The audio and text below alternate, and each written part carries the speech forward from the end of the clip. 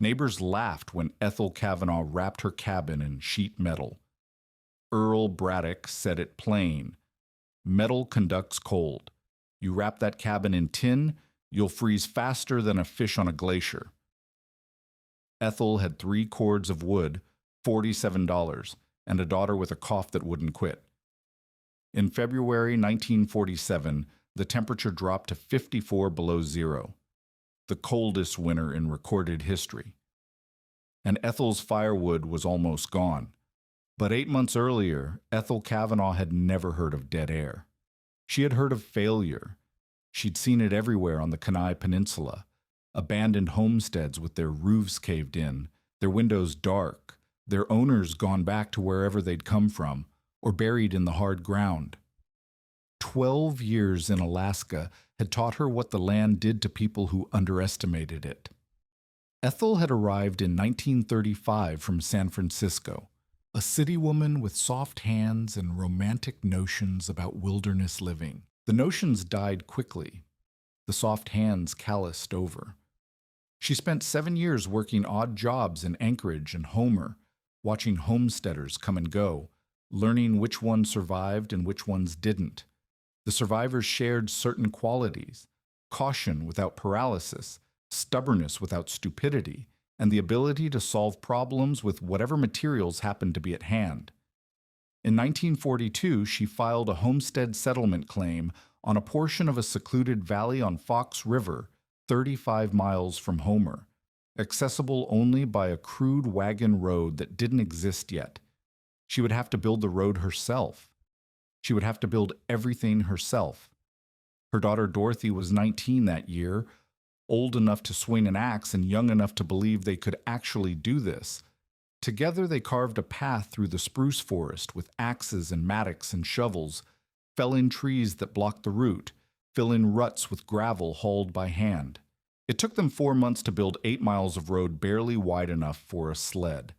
Then they built a cabin, 16 feet by 20 feet, spruce logs notched at the corners and stacked 6 courses high, moss chinking packed into every gap between the logs, a roof of poles covered with sod, a door that hung crooked, and a window made of oiled paper because glass cost more than they had.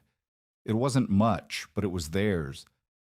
The first winter nearly killed them. They hadn't cut enough wood. They hadn't sealed the chinking well enough. Wind found every gap and whistled through the walls like the cabin was made of cheesecloth. The stove burned red hot, and still the water froze in the pail 3 feet away. Dorothy got frostbite on her fingers. Ethel lost 15 pounds she couldn't afford to lose. By March, they were burning furniture to stay alive. They survived. Barely. And Ethel learned. The second winter was better. The third was almost comfortable. But by autumn of 1946, their 5th winter on the claim, something had changed. The cabin was failing. Logs shift. That's what Gunnar Lindquist told her when he stopped by in early October and found her examining the walls with a troubled expression. Gunnar had homesteaded the Kenai Peninsula for 23 years. His beard was gray and his hands were scarred, and when he spoke about survival, people listened. He ran his fingers along a gap between 2 logs, a gap wide enough to fit 3 fingers through. Logs shift, he said again. Expand in summer, contract in winter. The chinking can't keep up. You build a cabin, you spend the rest of your life re-chinking it. Ethel knew this. She'd been re-chinking all summer, but the gaps kept coming back, wider each time. The logs had settled unevenly during the first years, and now nothing fit the way it was supposed to. "What do I do?" she asked. Gunnar shrugged. "Double chink. Pack it from both sides, inside and out, then bank snow against the walls soon as it falls. That's how it's done. And if the gaps keep opening, then you keep chinking. Only way to stop it permanent is tear the whole thing down and start over with properly seasoned wood." He looked at her. "You got the money for that?" She had $47. $47 had to last until spring. "No." "Then double chink, bank snow, and pray for a mild winter. Gunner's eyes moved to the woodpile behind the cabin. How much you got cut? 3 cords. He was silent for a long moment. When he spoke again, his voice had changed, softer, almost gentle, the way you talk to someone who's already dead and doesn't know it yet. You'll need 8. 6 at minimum if the winter's mild. 3 won't get you to January. I know. A woman alone can't cut that much timber and tend everything else that needs tending. You and your daughter both working full days, you might get 5 cords by first snow. Might. He paused. You should think about whether this is the year to prove up or the year to leave. The words hung in the cold air between them. I'm not leaving, Ethel said. Gunnar nodded slowly, unsurprised. Then cut wood, fast as you can, and pray. He left her standing by the gap-riddled wall, her palm pressed flat against logs that couldn't hold heat and wouldn't hold still. That night, Ethel sat at the crude table and did the mathematics of survival. Firewood needed for winter, 6 cords minimum, 8 to be safe. Firewood currently stacked, 3 cords. Deficit, 3 to 5 cords. A cord was 128 cubic feet of wood, 4 feet high, 4 feet wide, 8 feet long. Every log had to be felled with a crosscut saw, bucked into rounds, split with a maul, and stacked. Working together, she and Dorothy could produce about 1/3 of a cord per day of hard labor. To cut 3 more cords would take 9 days. To cut 5 would take 15. But there was other work that couldn't wait.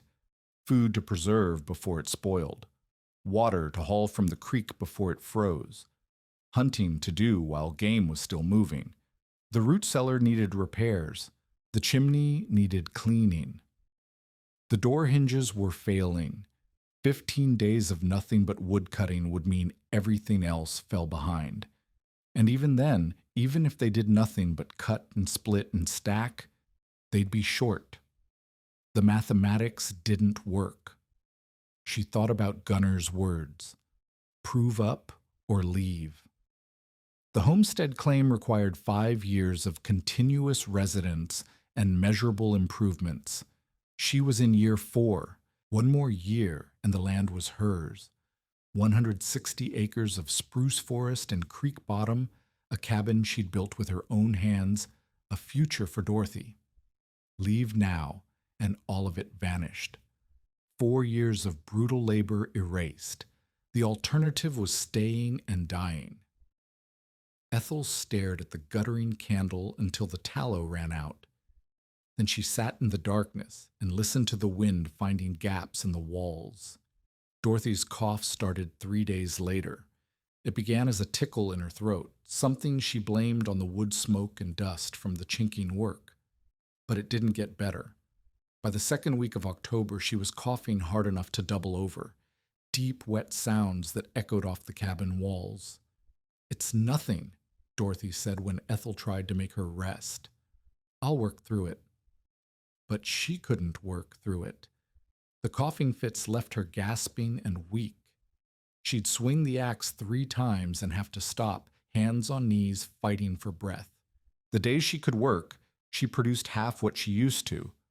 The days she couldn't work, Ethel worked alone. The mathematics got worse. By October 20th, they had 3.5 cords. The nights were dropping below freezing. First snow was coming, and with it, the end of cutting season. Frozen wood was harder to work and burned faster. You had to cut it months in advance and let it season. Ethel recalculated. 3.5 cords. Maybe 4 if they pushed through the pain. Against a requirement of 6 to 8. She was going to lose this fight. And then she went to Homer. The trip to Homer took 2 days each way, 1 day by sled to the end of the passable road, then a night in a drafty way station, then another day by foot into town. Ethel made the trip every 4 to 6 weeks for supplies, mail, and news. Usually she dreaded it.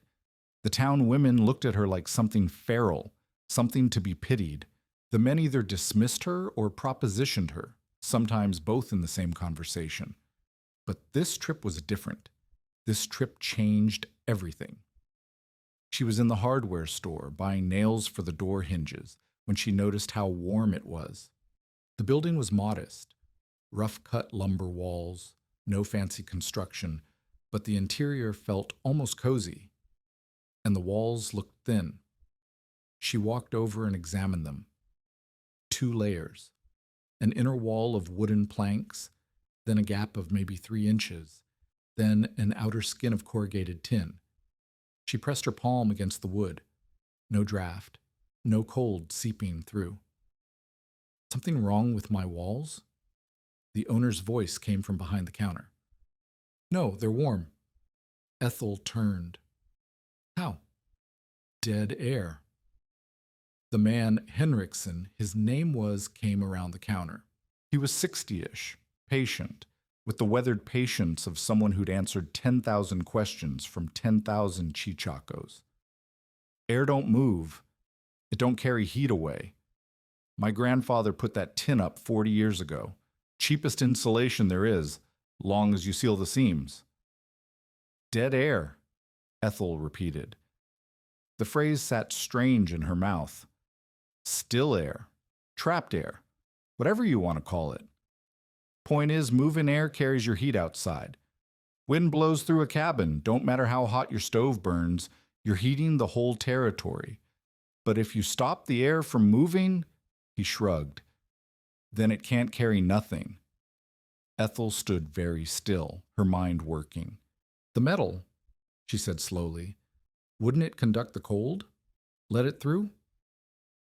Henriksen shook his head. Metal's got no thickness. Conducts heat, sure, but there's nothing to conduct through. It's not like a metal wall, it's just a skin. The insulation isn't the metal, it's the air behind it.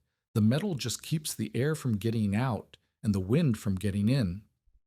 He said it simply, like it was obvious, like everyone knew. But Ethel hadn't known. And now she was seeing her cabin with new eyes. The sled ride home took twice as long because she barely noticed where she was going. Her mind was consumed by a single image, a shell of metal wrapped around her cabin, a continuous skin covering every gap, every crack, every place where wind found passage, and between that skin and the logs, air, still air, dead air that could not move, could not carry her precious heat into the wilderness. The logs weren't the problem. 6 inches of spruce was decent insulation. She knew that from Gunnar, from everyone. The problem was the gaps, the wind, the fact that no matter how carefully she chinked, the logs would shift and the gaps would open and the wind would find them. But if there were no gaps to find, if the entire cabin was wrapped in something solid, something sealed at every seam. She thought about cost. Sheet metal wasn't cheap, but it wasn't impossible either. Corrugated galvanized iron was sold by the sheet, maybe $2 each. She'd need, she did the calculation, maybe 14 sheets for the walls. Tar paper to line the logs first, tar to seal the seams, nails, lumber for furring strips to hold the metal away from the wall, create the air gap. $30, maybe $35 with everything she'd need. She had $47. If she spent $35 on materials, she'd have $12 left. $12 to last from October until April. $12 for everything that might go wrong, every emergency, every unexpected need. But if she didn't spend the money, if she spent these weeks cutting wood instead, she still wouldn't have enough. And the cabin still wouldn't hold heat. She'd burn through 6 cords by January and then start burning furniture again. And this time, there wouldn't be enough furniture. And by February, they'd find her the way they'd found the Hendrickson family in '39, frozen in their beds, fire long dead, ice crystals on their eyelashes. The sled runners hissed over the snow. Dorothy was waiting at the cabin, probably worse, probably coughing blood by now. Winter was coming, and every path led to death except maybe one. Ethel Kavanaugh made her decision before she reached home. Dorothy didn't argue. She didn't have the strength to argue. She listened to Ethel's explanation, the dead air, the sealed envelope, the mathematics of heat retention, cram, and nodded slowly. What if it doesn't work? Then we die. Ethel set the supplies on the floor. But we die anyway if I don't try. This way there's a chance. The others will think we're crazy. The others think we're crazy already. 2 women alone on a homestead. At least this gives them something new to talk about. Dorothy almost smiled. Almost. The expression dissolved into another coughing fit, and Ethel felt something twist in her chest. Her daughter was getting worse. The cold air in the cabin wasn't helping. Every breath Dorothy took was full of the drafts that Ethel couldn't stop no matter how hard she tried. But maybe she could stop them. Maybe she could build something that kept the cold out and the warmth in. Maybe, just maybe, she could solve this problem the way she'd solved every other problem since coming to Alaska, by refusing to accept that it couldn't be solved. We start tomorrow, Ethel said. We've got maybe 4 weeks before the ground freezes too hard to drive post. 4 weeks to build a shell around this cabin. What about the firewood? We cut when we can, between construction. It won't be enough, but if this works, it won't have to be. Dorothy was quiet for a long moment. Then she pushed herself up from the bunk, fighting back a cough, and met her mother's eyes. Show me what to do. The next morning, Ethel drove the sled back to Homer. She bought 14 sheets of corrugated galvanized iron, 4 rolls of tar paper, 12 pounds of roofing nails, 5 pounds of tar, and enough 2x4 lumber for furring strips. The total came to $32.15. $14.85 remained. That was the margin between survival and catastrophe. That was everything. The hardware man, Henriksen, watched her load the sled with something that might have been admiration or might have been pity. Wrapping a cabin? He asked. Wrapping a cabin. How big? 16 by 20, 6 feet to the eaves. He nodded slowly. Should work. Keep the seam sealed and the bottom edge tight. Biggest mistake people make is leaving gaps at the foundation. Cold air's heavier than warm. It'll find every crack at ground level and pool inside. I'll seal it. And leave a vent somewhere. Small one. Condensation'll build up otherwise. Freeze on the inside. Rot your logs out. How small? Tin can with holes punched in it. Set it high, near the roof peak, just enough to let moisture out without letting heat escape. Ethel filed this away. Henriksen was giving her information that could mean the difference between life and death, and he was giving it free, the way frontier people did. Knowledge was currency. You hoarded it, or you shared it, and the ones who shared it built communities that survived. Thank you, she said. Don't thank me yet. Talk to me in April, if you're still around. If you're still around. The words followed her all the way home. The work began on October 25th. The first hard frost had come, icing the ground overnight and turning the standing water to glass. Winter was announcing itself. Ethel had maybe 3 weeks of reasonable working weather before the cold made everything impossible. She started with the furring strips, 2x4s nailed vertically to the log walls, spaced 16 inches apart. Each nail had to be driven through the furring strip and deep into the log beneath, a task that sounded simple until you tried it. The logs were old and hard, their grain twisted and uncooperative. The first nail bent. So did the second. By the time she'd fixed 6 strips to the south wall, her arm ached from wrist to shoulder and her palm was blistering around the hammer handle. Dorothy helped when she could. Between coughing fits, she measured and marked the spacing, held strips in place while Ethel nailed. But the fits were getting worse. Sometimes she'd have to stop for 5 minutes, 10 minutes, hunched over with her hands on her knees, fighting for air. On those days, she'd get maybe 2 hours of useful work before Ethel sent her inside to rest. 2 hours of help, 20 hours of labor remaining each day. Ethel did the mathematics and tried not to think about what happened if her own body failed. Margaret Hoffman appeared on the third day.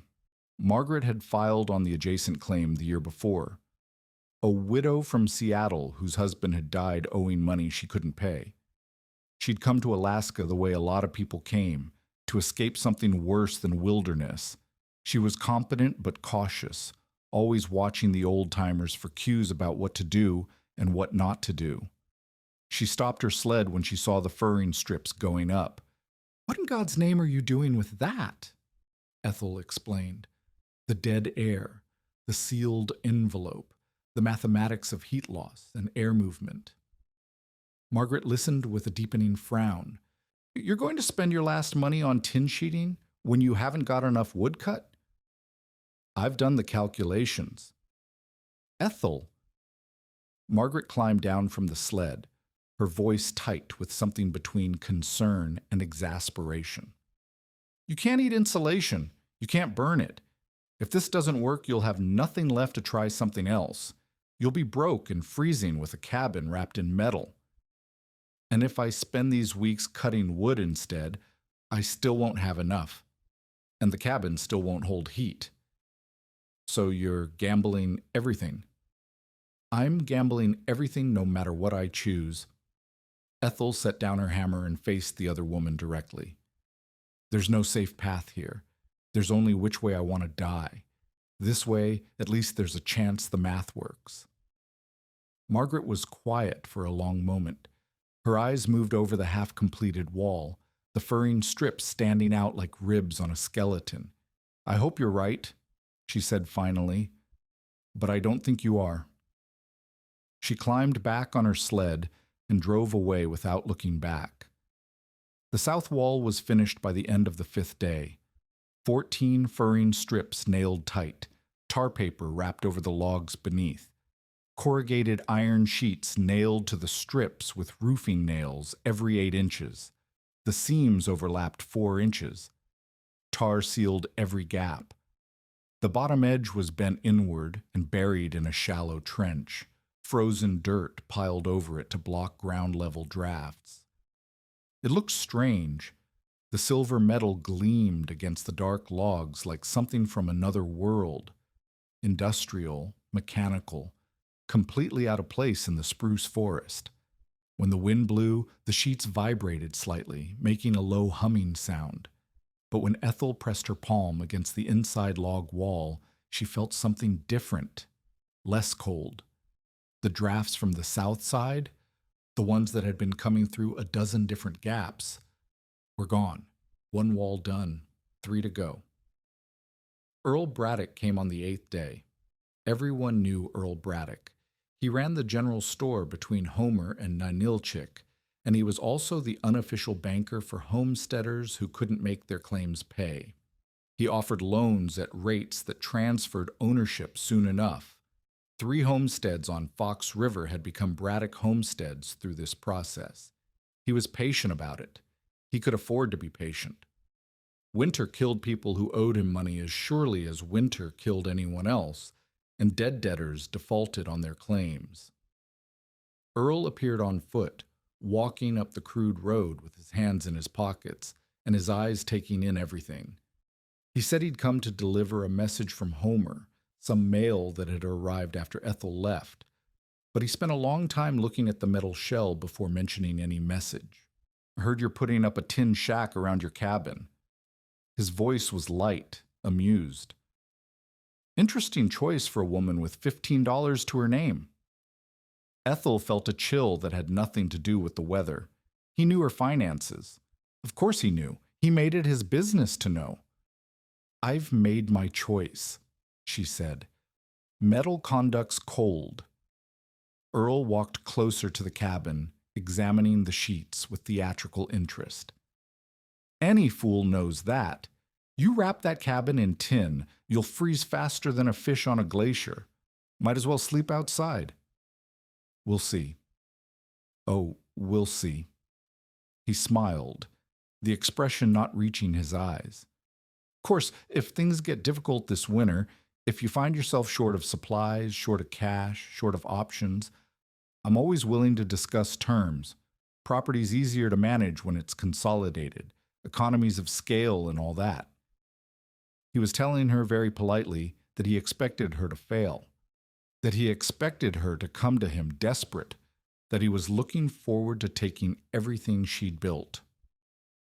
"Thank you for the mail," Ethel said. Earl handed over the letters. Nothing important. A circular from the territorial government, a note from a cousin in Seattle. Then he tipped his hat and walked back down the road, still smiling that satisfied smile. Ethel watched him go. Her hands were trembling, and not from the cold. Word spread. By mid-November, everyone on Fox River knew about the woman wrapping her cabin in metal. The consensus was not kind. "City women still don't know how things work up here. Feel sorry for the girl. Her mother's going to get her killed. That cabin'll be a icebox come January." Ethel heard the comments secondhand through Dorothy, who heard them from traders passing through. She tried not to let them matter, but they did matter. Every skeptical voice was another person who wouldn't help if help was needed. Every dismissal was another door closing. Two families who had occasionally shared labor stopped coming by. It wasn't malice. Ethel understood that. They simply couldn't afford to be associated with someone who might need rescue. In the mathematics of frontier survival, helping someone who was clearly doomed meant risking your own doom. Resources were finite. Charity was a luxury. She kept working. Day 12. The east wall complete. Day 16, the north wall the hardest, with its chimney penetration, the metal cut and fitted around the stone pipe, the seams sealed triple thick with tar. Day 17, the temperature dropped to 8 below zero and the tar froze solid. Ethel had been heating the tar on the wood stove before each application, warming it to a thick liquid that could be brushed into seams. But now the cold had penetrated everything. The tar went stiff the moment it left the cabin. She couldn't seal the seams on the west wall. She made a decision. Install the metal, seal later during any thaw. The thaw might never come. She knew that. But stopping was death. Partial completion was death. The only path forward was through. Day 18, first hard snow. Ethel woke to silence, that particular silence that means the world is muffled under white. 6 inches had fallen overnight. More was coming. The sky was the color of old pewter, heavy and ominous. She had 3 sheets of metal left to install. The west wall was half done. The seams were unsealed, and now snow was accumulating on everything, making the metal slippery, making the work dangerous. She climbed the ladder anyway. The cold bit through her gloves. The metal sheets had collected a rime of frost that burned her fingers. 3 times she nearly dropped a sheet. Twice she slipped on the ladder, but she kept working, nail by nail, sheet by sheet, while the snow fell around her. Dorothy came out to help, despite orders to stay inside. She held the bottom of each sheet, while Ethel nailed the top. Her cough echoed across the clearing, sharp and wet. She was getting worse. The pneumonia, because that's what it was, they both knew it by now, was settling deeper into her lungs with each passing day. "Go inside," Ethel said. "One more sheet." "Inside, now." Dorothy went. Ethel finished alone. November 26th. 2 days before the last sheet went up. Gunnar Lindquist's sled appeared through the trees. He didn't comment on the metal shell, didn't ask questions, didn't offer opinions. He just looked at it for a long time, his face unreadable. Then he said, "Got a haunch of moose, more than I can smoke before it turns. Trade you for some of that tar paper you got left over." Ethel knew the tar paper wasn't worth a moose haunch, barely worth a rabbit. But Gunner's eyes said something his mouth wouldn't. He saw what she was doing. He understood the gamble. He wanted her to have a chance. Fair trade, she said. She gave him 2 rolls of tar paper she couldn't use anyway. He gave her meat enough to last 3 weeks. It was charity dressed up in dignity.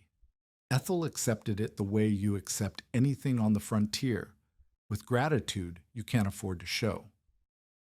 November 28th, the last nail. Ethel drove it into the west wall at dusk, the hammer blow echoing across the frozen clearing. The metal shell was complete. A continuous skin of galvanized iron wrapped around the cabin, standing 3.5 inches off the logs, sealed at every seam except for the sections where the frozen tar had failed. It wasn't perfect. The unsealed sections might leak. The bottom edge might not be tight enough. 100 things might go wrong. But when she stepped inside and closed the door, she felt it immediately. No drafts. For the first time since the cabin was built, no wind whistled through the walls. The air was still in a way it had never been. The fire seemed to burn hotter, though she knew it wasn't. The heat was just staying where it belonged. She pressed her palm against the logs. Cool, but not cold. The thermal mass of the wood was holding steady. The dead air was doing its work. Dorothy looked up from the bunk, her eyes feverish but curious. Is it working? I don't know yet. Ethel kept her voice steady, though her heart was racing. December will tell us. December will tell us everything.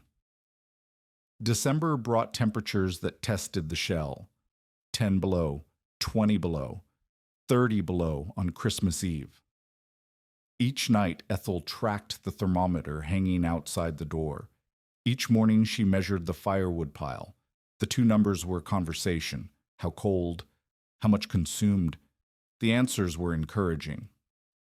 At 20 below, the cabin interior held 55 degrees with a moderate fire. A fire that burned maybe half the wood it would have burned the previous winter to produce the same temperature. At 30 below, the interior dropped to 48 degrees, which required a bigger fire, but still less than before. Much less. The shell was working. But Ethel remembered Gunner's words, and Earl Braddock's words, and all the other words from all the other skeptics. Wait until the real cold.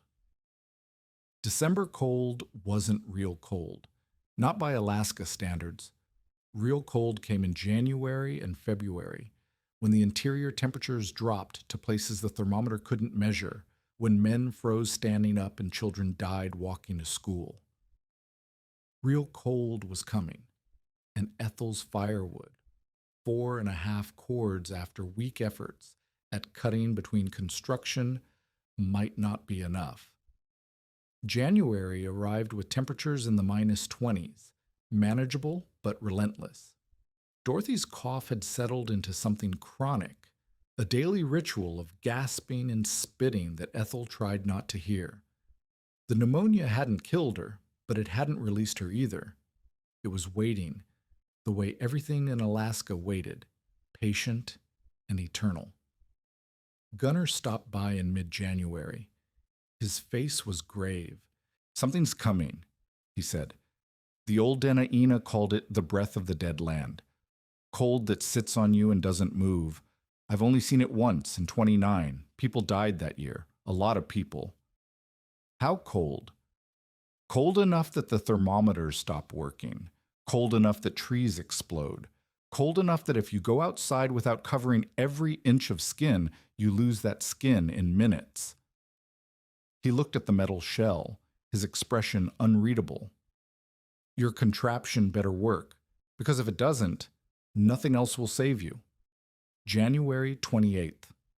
The sky was clear. The wind had died completely. The temperature at dawn was -12. By noon, it was -24. By nightfall, -38. Ethel woke on the morning of January 29th to a silence so complete it felt physical, not just quiet, the absence of sound. Even the trees had stopped creaking. She checked the thermometer, -44. It had dropped 26 degrees overnight, and it was still falling. February 2nd, 1947. Ethel stood at the window in the gray light before dawn and watched her breath crystallize on the oiled paper. The thermometer outside read -51 degrees. It had dropped another 7 degrees overnight, and the cold showed no sign of breaking. She would learn later, much later after the worst had passed, that the atmospheric conditions producing this cold were unprecedented. A dome of Arctic air had settled over Alaska and the Yukon, pressing down with a weight that seemed almost physical. At a place called Snag, just across the border in Yukon territory, the temperature would drop to -81 degrees, the coldest ever recorded in North America. Weather observers there would watch their breath turn to powder and fall to the ground. They would hear sounds from miles away as the severe temperature inversion magnified everything, made the frozen world into a vast echo chamber. But Ethel didn't know any of that yet. All she knew was that her thermometer had stopped working. The mercury had contracted past the lowest marking, -60, and now she had no way to measure how cold it actually was. She only knew it was colder than the thermometer could say. In the cabin, the stove burned red hot. The temperature inside held at 58 degrees, comfortable, almost warm. Before the metal shell, this same fire would have produced maybe 40 degrees at this outside temperature. Maybe less. The cabin would have been a slow freezer, bleeding heat through every gap while the stove fought a losing battle. But the gaps were sealed now. The wind couldn't find them. And inside the air gap, that 3.5-inch envelope of trapped stillness, nothing moved. The air held steady, a buffer between the killing cold outside and the fragile warmth within.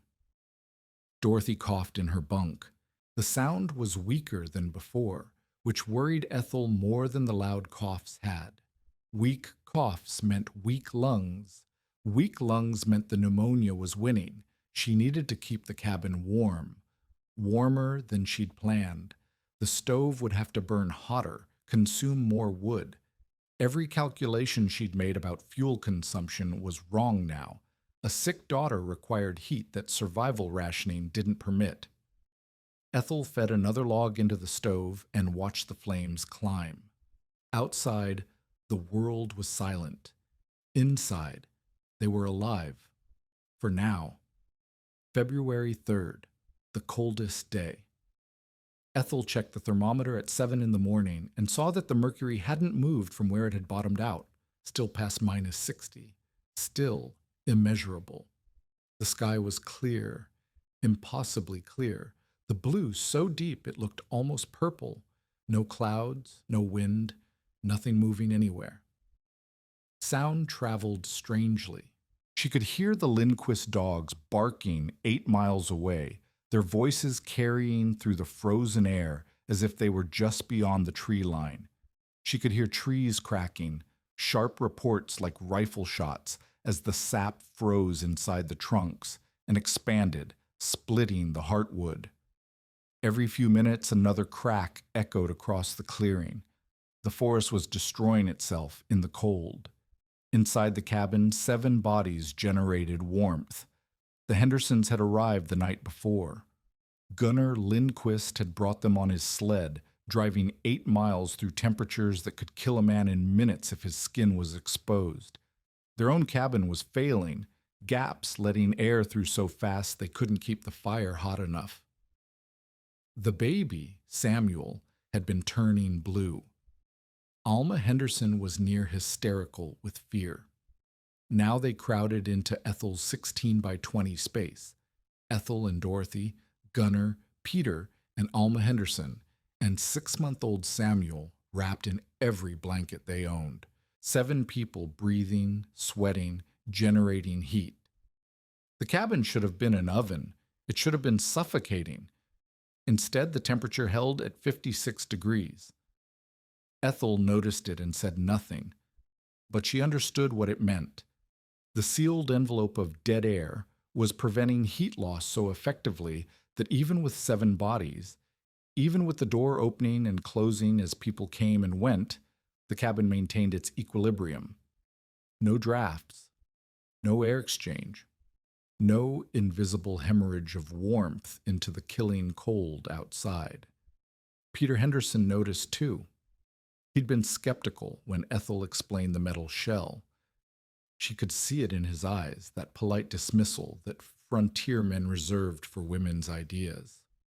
But now he pressed his palm against the log wall and held it there. "It's warm," he said. "The wall itself is warm. The air gap traps the radiant heat, bounces it back toward the cabin instead of letting it escape. And the metal? Seals the envelope. Wind can't get in, heat can't get out." Ethel didn't mention that Earl Braddock had said metal would conduct the cold straight through. She didn't mention that half the homesteaders on Fox River had called her crazy. Peter Henderson was warming his baby son in her cabin. That was validation enough. On the evening of February 4th, Gunnar brought word of the Kowalskis. He'd tried to check on them that afternoon. Their cabin was 4 miles north, past a ridge that was impassable in deep snow. He'd gone on snowshoes, taking 3 hours to cover ground that would normally take 1.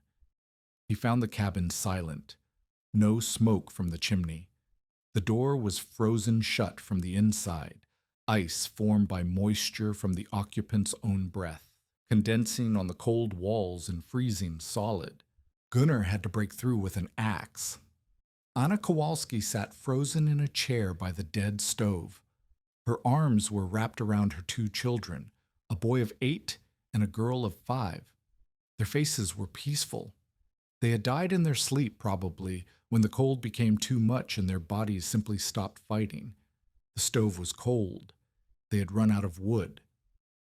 Gunnar told the story in a flat voice, the way frontier people tell stories of death, as fact, without embellishment, without the emotional ornamentation that city people used to make tragedy bearable. Death on the frontier was not bearable. It was not meant to be borne. It was meant to be witnessed and learned from so that others might survive. Ethel listened with her hands clenched in her lap. Anna Kowalski had been her nearest neighbor to the north. They had shared tea in warmer weather, exchanged recipes, compared notes on the challenges of homesteading alone. Anna had 2 children and a cabin much like Ethel's. Logs with moss chinking, gaps that opened with every freeze-thaw cycle. Without the metal shell, Ethel would have faced the same fate. She knew this. She had known it intellectually before, in the abstract way you know that a bullet can kill even when you've never been shot.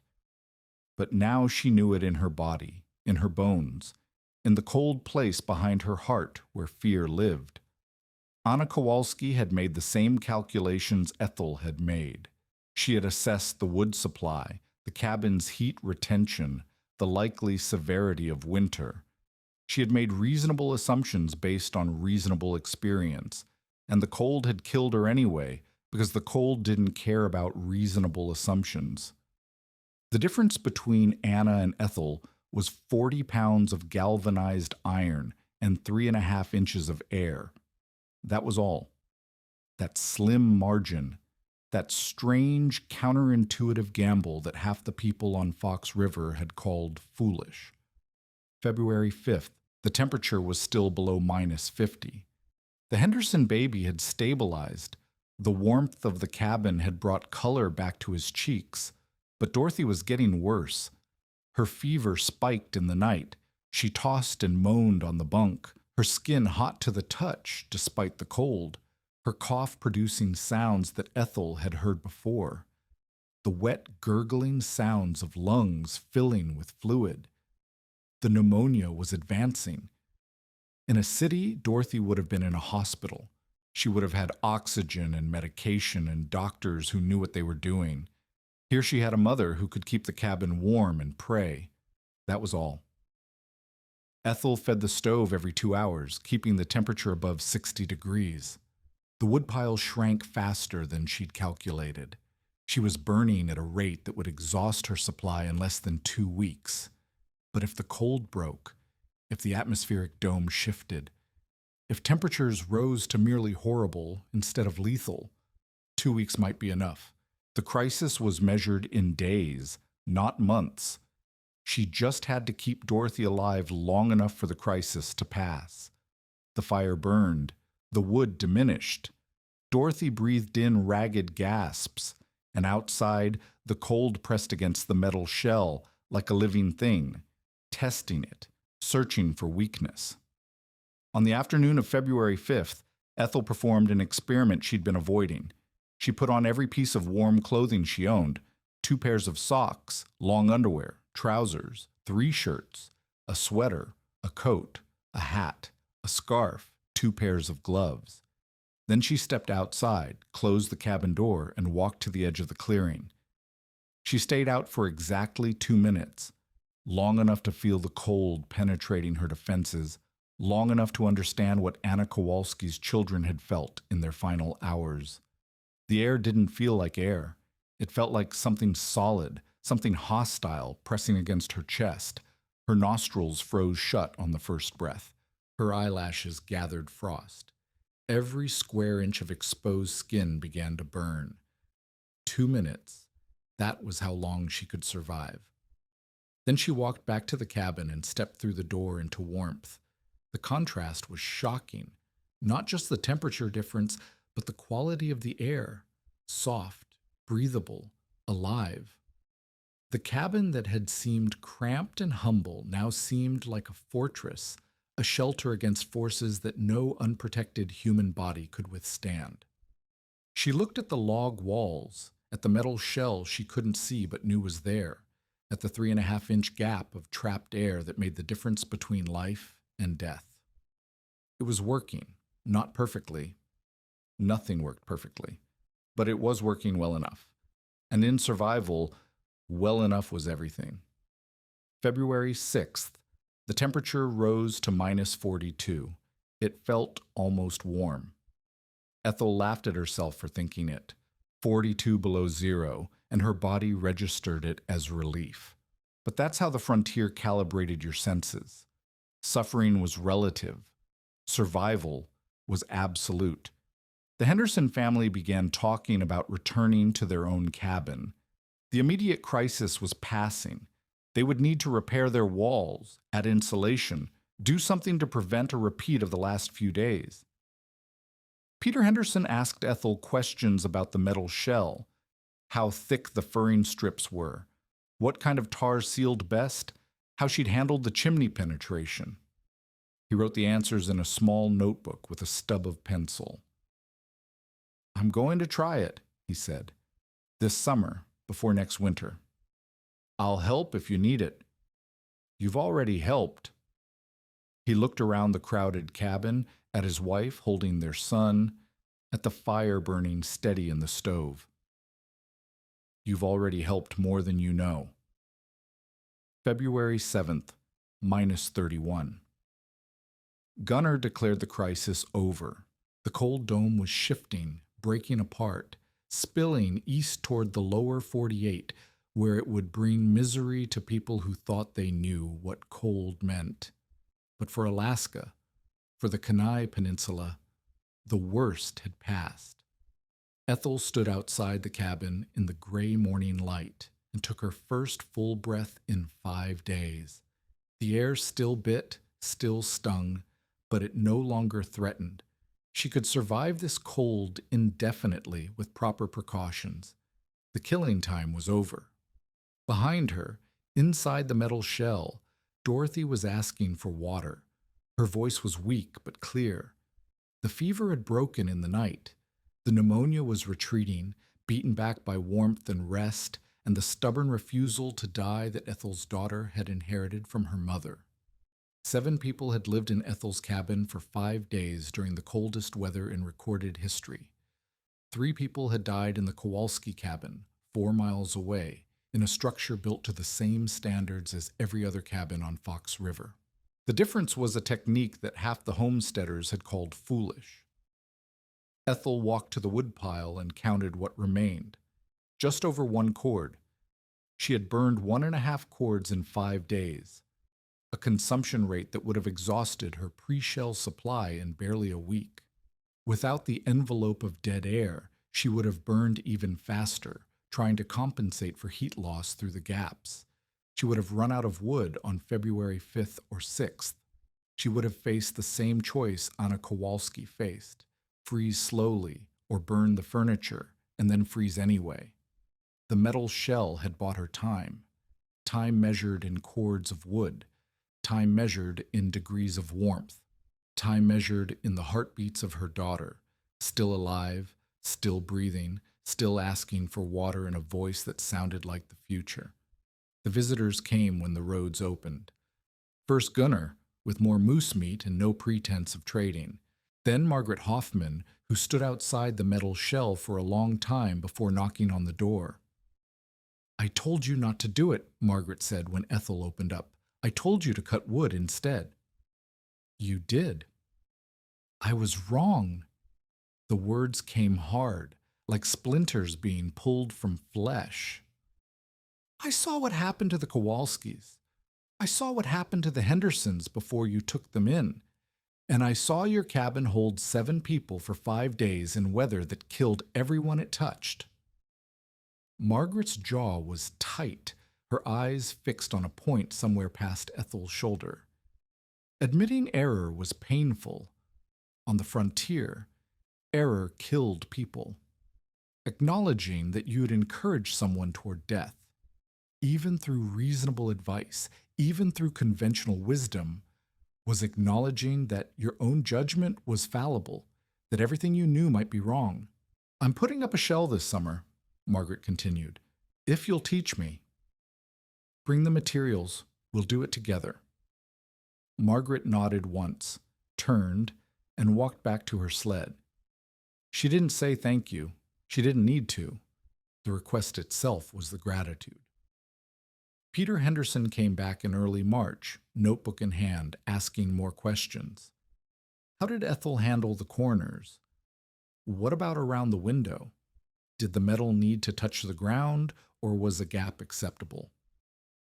Ethel answered everything, drawing diagrams in the dirt floor, showing him the techniques she'd invented and the mistakes she'd fixed. The knowledge flowed freely, the way frontier knowledge always flowed, from one survivor to the next, payment forward for a debt that could never be repaid. "You saved my son's life," Peter said when the questions were exhausted. "Your son's life was in danger because of the cold. The shell just kept the cold out." "That's saving a life." Ethel didn't argue. She'd learned over 12 years in Alaska that people needed to give thanks. Accepting it gracefully was a kindness. 2 weeks after the cold broke, Earl Braddock made his last visit. He came alone, on foot, the same way he'd come in the fall. His face was carefully neutral as he examined the metal shell, still gleaming silver against the dark logs, still standing despite everything the winter had thrown at it. "Heard the Henderson boy almost died," Earl said. "Heard you took the whole family in." "I did." "Heard the Kowalskis weren't so lucky." Ethel said nothing. Anna Kowalski's death wasn't Earl Braddock's, to use as conversation filler. Earl was quiet for a moment, then, "Guess the metal didn't freeze you out after all." "Guess not." "Huh." He looked at the shell, at the cabin, at Ethel herself. Something shifted in his expression.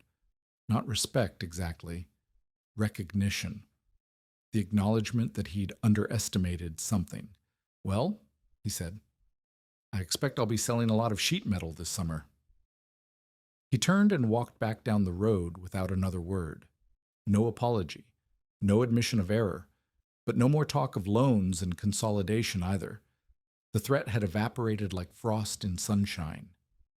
Ethel watched him go and felt something unclench in her chest. Not triumph. She was too tired for triumph. Just relief. The long fight was over. She had won. By summer of 1947, 3 homesteads on Fox River had begun shell construction. By winter of 1948, 6 more.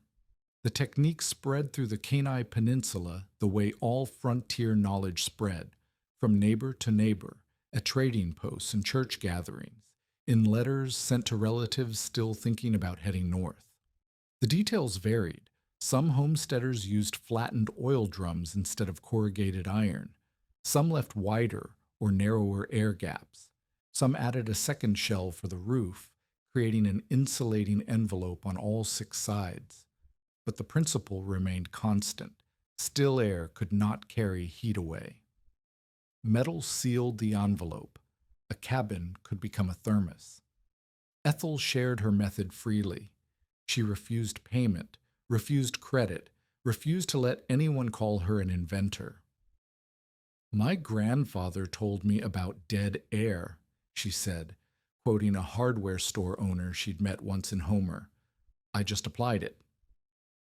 But the application was everything. The insight to see that a leaky cabin needed wrapping rather than rechinking. The courage to gamble everything on a technique that contradicted conventional wisdom. The stubbornness to keep working when everyone said she was wrong. Those qualities couldn't be taught. They could only be witnessed and remembered and passed down in stories told around fires on winter nights. Ethel Kavanaugh proved up her homestead claim in 1947. The land was hers, 160 acres of spruce forest and creek bottom, a cabin wrapped in metal, a future built from $47 and 3 cords of wood. She stayed on Fox River until the late 1950s, when the cumulative toll of frontier living drove her to more comfortable circumstances. The exact details of her later years are lost to time, recorded in documents that haven't been digitized and memories that haven't been written down. She wrote a second book, Under the Big Dipper, but couldn't find a publisher willing to print the color photographs she insisted upon. The manuscript remained with her family for decades, eventually published long after her death. Dorothy married, raised children, told them stories about the winter of '47. Her grandchildren would learn about the grandmother who wrapped a cabin in metal and refused to die. Some of them would inherit her stubbornness, her practical intelligence, her willingness to gamble everything on an unconventional solution. Ethel died in the 1970s. The exact date unrecorded in accessible sources, lost in the vast silence of history. But the technique she championed outlived her by decades. Variations of the dead air envelope appeared in construction manuals, in energy-efficient home designs, in the insulated panels that modern builders take for granted. She never knew her solution would become standard. She only knew it worked. On February 3, 1947, the temperature at Snag, Yukon, fell to minus 81 degrees, the coldest ever recorded in North America. The same cold dome pushed south to the Kenai Peninsula, where Kachemak Bay froze solid and trees exploded from the cold. In a cabin on Fox River, 35 miles from any help, Ethel Kavanaugh fed her stove and watched over her feverish daughter while the thermometer outside read past minus 60. 7 people crowded into her 16 by 20 room. 3 others lay frozen in a cabin 4 miles north, their arms wrapped around children they couldn't save. Earl Braddock had said it plain back in October when Ethel was nailing the first furring strips to the wall. "Metal conducts cold. You wrap that cabin in tin, you'll freeze faster than a fish on a glacier." He was wrong. The metal didn't conduct the cold. The metal sealed the envelope. And inside that envelope, 3.5 inches of trapped air did what still air has always done. Nothing. Absolutely nothing. It held perfectly still while the killing cold pressed from outside and the human warmth pressed from within. In the gray dawn of February 8th, 1947, Ethel Kavanaugh stepped outside her metal-wrapped cabin and breathed steam into the warming air. The temperature had risen to -28, still deadly for the unprepared but survivable for anyone with shelter and fire. Behind her, through the door she'd propped open to let the cold morning circulate, Dorothy was sitting up in her bunk, asking for breakfast, complaining about the crowded cabin, the way only someone recovering from near death can complain about the minor inconveniences of being alive. The Henderson baby was crying, a healthy, furious cry that echoed off the metal walls. Gunnar was stacking wood by the stove, replenishing what had been burned. Peter and Alma Henderson were packing their belongings, preparing for the cold walk back to their own cabin, their own repair work, their own future. Ethel looked at the metal shell. Frost had gathered on the north side where the sun hadn't yet reached. It sparkled in the early light like something precious. 40 pounds of galvanized iron, 3.5 inches of dead air, $47 that had seemed like everything and turned out to be exactly enough. She'd made her gamble. The math had finally worked.